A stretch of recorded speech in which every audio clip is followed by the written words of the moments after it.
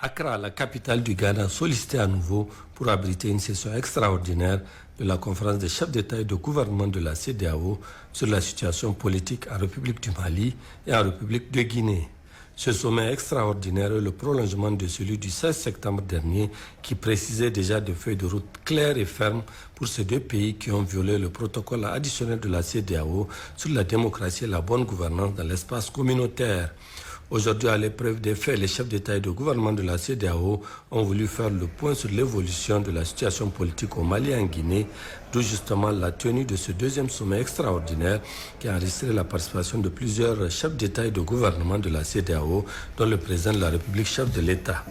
Mohamed Bazoum a été accueilli à sa descente d'avion par la ministre ghanéenne de la Ville, du Logement et du Travail,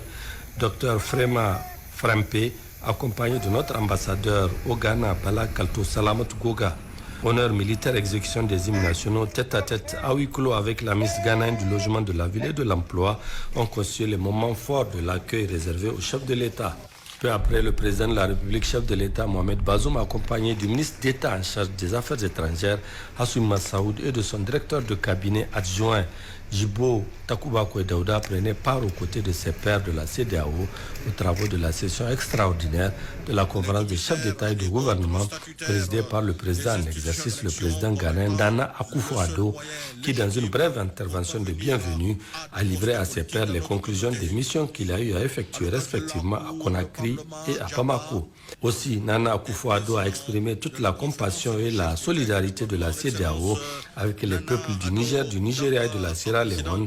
qui ont connu des événements graves ayant occasionné de nombreuses victimes. D'ailleurs, une minute de silence a été même observée à la mémoire des victimes. Après donc la cérémonie d'ouverture, les chefs d'État et de gouvernement de la CEDEAO ont entamé leurs travaux à huis clos.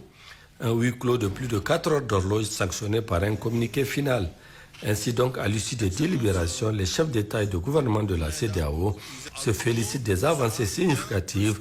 observées en République de Guinée, avec notamment la nomination d'un premier ministre civil, la formation d'un gouvernement et surtout l'adoption d'une charte de transition. Néanmoins, les chefs d'État et de gouvernement de la CEDEAO maintiennent les sanctions prononcées à l'encontre des autorités militaires et les invitent instamment à fournir un chronogramme bien détaillé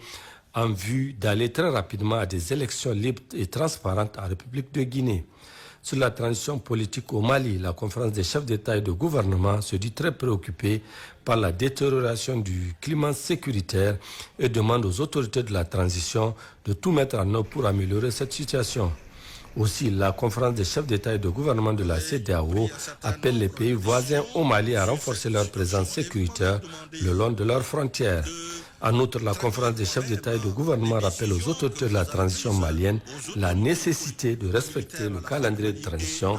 concernant les élections du 27 février 2022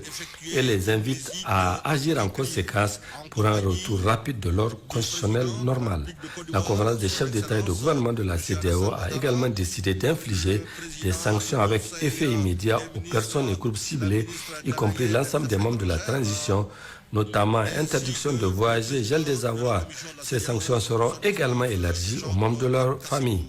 Enfin, la conférence des chefs d'État et de gouvernement de la CEDEAO a chargé le président de l'Union africaine d'examiner et de proposer des sanctions supplémentaires